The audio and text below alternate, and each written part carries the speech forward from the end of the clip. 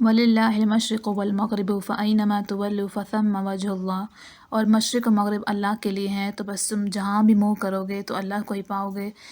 اس آیت میں ایک حکم ہے کہ اگر آپ کسی ایسی انجان جگہ پر ہیں جہاں آپ کو قبلے کا علم نہیں ہے، ویسے تو ہمارے پاس موبائل ہیں، ایسی ڈیوائسز ہیں جن میں کمپس موجود ہے اور ہم کہیں پہ بھی قبلے کا اندازہ لگا سکتے ہیں، لیکن اگر آپ ایسی سچویشن میں ہیں کہ سگنلز نہیں ہیں، آپ کی ڈیوائسز کام نہیں کر رہی، آپ کو کوئی بتانے والا نہیں ہے کہ قبلہ کس سائڈ پہ ہے، تو آپ کسی بھی سائڈ پہ منہ کر کے نماز پڑھ لیں۔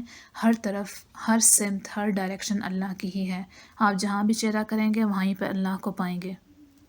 وَقَالُوا اتَّخَذَ اللّٰهُ وَلَدًا سُبْحَانَهُ، وہ کہتے ہیں کہ اللہ اولاد رکھتا ہے، سبحانہ، وہ تو سب باتوں سے پاک ہے، زمین و آسمان اس کے ہیں اور سارے کے سارے اس کے فرما بردار ہیں۔ قانتون، تو کیا ہم بھی قانتون کی ڈیفینیشن میں آتے ہیں؟ کیا ہم بھی فرما بردار ہیں؟ کیا اللہ ہمارے لیے قرآن میں مینشن کرے کہ جس طرح اللہ نے یونیورس کے لیے مینشن کیا کہ سب کچھ اللہ کے تابع دار ہیں، فرما بردار ہیں، اوبیڈینٹ ہیں، تو کیا ہم بھی اس کیٹیگری میں شامل ہیں؟ اور لوگ کہتے ہیں، وہ لوگ جن کو علم نہیں، وہ کہتے ہیں اللہ ہم سے کلام کیوں نہیں کرتا، یا ہمارے پاس کوئی نشانی کیوں نہیں بھیجتا؟ اسی طرح کی باتیں جو ہیں ان سے پہلے لوگ بھی کہہ چکے ہیں۔ تشابہت قلوبہم، ان کے دل آپس میں ملتے جلتے ہیں۔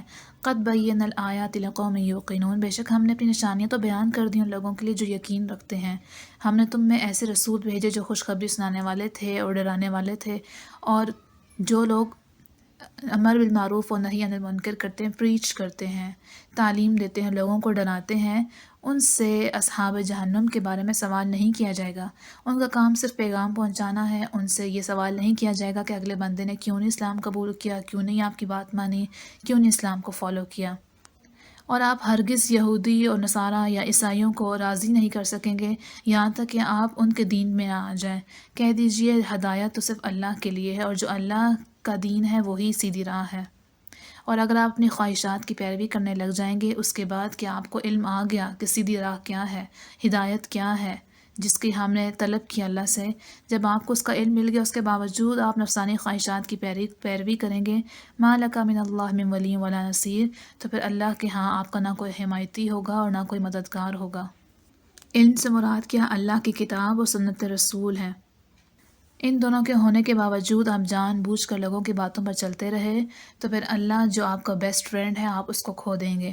اب شیطان اپنے پھندے میں، اپنے جال میں پھنسانے کے لیے بہت ساری چیزیں یوز کرتا ہے، اس کے بہت حربے ہیں، اس کی کچھ نشانیاں ہیں۔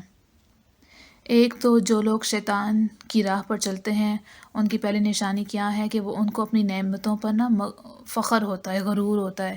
نعمت کچھ بھی ہو سکتی ہے، ان کے پاس علم ہو سکتا ہے، ان کے پاس مال ہو سکتا ہے، ان کے پاس حسن ہو سکتا ہے، وہ اسے بڑا پراؤڈ فیل کرتے ہیں کہ یہ ان کی وجہ سے ہے، بوسٹنگ جسے کہتے ہیں۔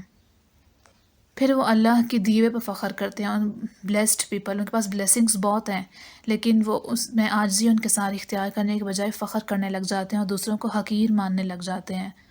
سپیریورٹی کمپلیکس جسے کہتے ہیں، یا پھر ریسزم کی مثال لے لیں، ہم گورے لوگ ہیں اور تم کالے ہو، یہ تو شروع سے چلتا ہوا آ رہا ہے، ابھی بھی ہے ہمارے ہاں۔ ہماری اپنی سوسائٹی میں جو تھوڑے سامنے لوگ ہیں ان کو حقیر نگاہ سے دیکھا جاتا ہے، جن کے پاس مال کم ہے، جو غریب ہیں، ان کو کمتر سمجھا جاتا ہے۔